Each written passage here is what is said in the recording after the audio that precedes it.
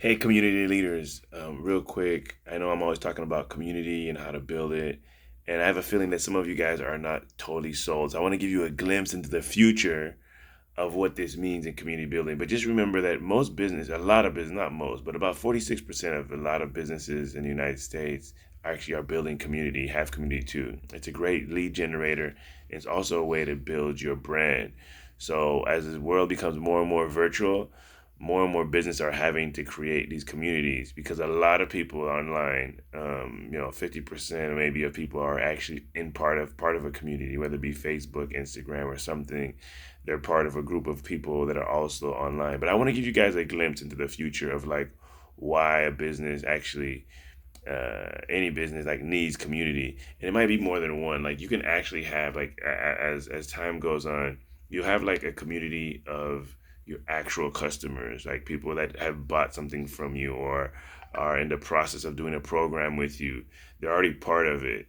Okay, and then you can have a community of the prospects, people who are not, who have never bought anything from you, but they're interested in the topic, they're interested in the reason, they're interested in your mission, and you have a community of all those people, and then you also have a community of the customers. I like putting everyone together, but then you can have actually have a community of like a professional people on your team or people on other teams. Or imagine like Foot Locker. I just get you off the top of my head, right?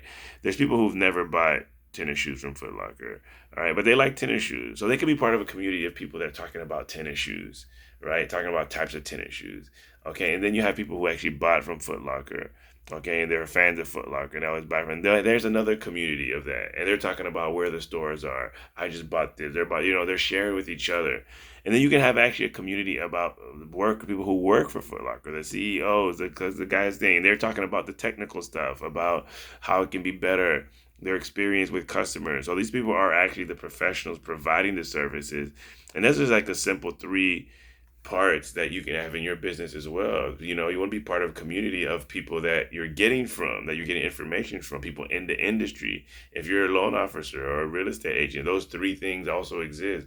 Being part or even leading a community where there's people that want to buy houses, those are the prospects, or people who have already bought houses or in the process of buying, and they bought houses and what they're dealing with. You're part of that community as well. And then you can be a part of a community of real estate agents who are the sellers.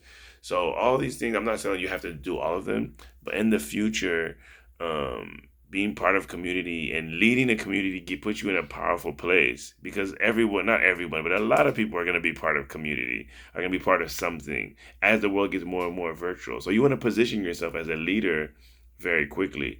Another thing I want to speak on real quickly is some of you guys don't understand, like, how is this going to work with my marketing, with I'm a speaker or I'm an author or I'm a coach. How does this all work? Because there's many different strategies.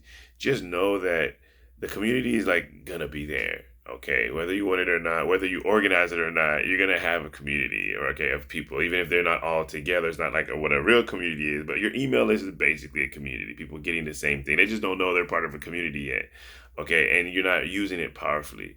But if whether you're doing, you're doing an incubator, you're running Facebook ads, you're gonna have people coming through, you're doing a webinar, all that stuff. There are gonna be people who come to your event, come to your stuff, that are not gonna be ready. They're gonna be prospects. They're gonna listen, they're gonna hear, or they're not gonna be paying attention a lot to the webinar. They're gonna be doing something, they're gonna be distracted, whatever.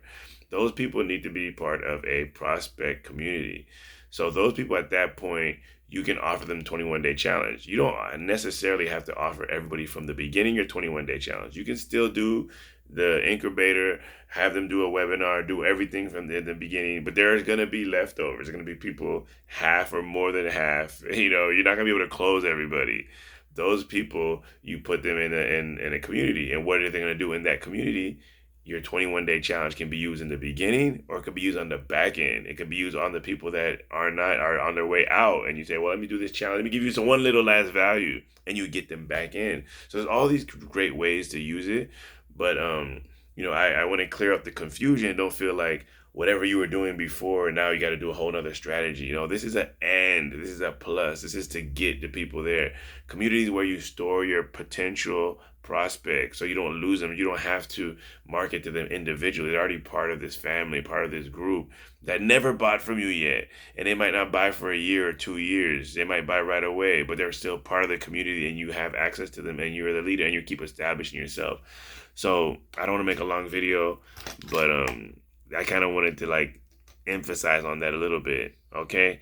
All right. I love you guys. I'm here for you. You are my mission.